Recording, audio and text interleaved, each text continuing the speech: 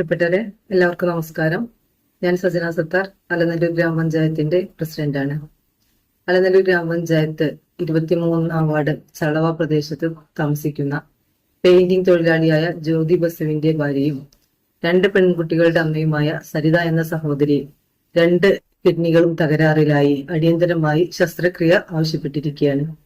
ചികിത്സയ്ക്ക് ആവശ്യമായ ഈ ഒരു ഭാരിച്ച തുക കണ്ടെത്തുന്നതിന് വേണ്ടി സരിത ചികിത്സാ സഹായ കമ്മിറ്റി 5 മിനിറ്റും 50 രൂപയും എന്നൊരു വലിയ ക്യാമ്പയിന് തുടക്കം കുറിച്ചിരിക്കുകയാണ്.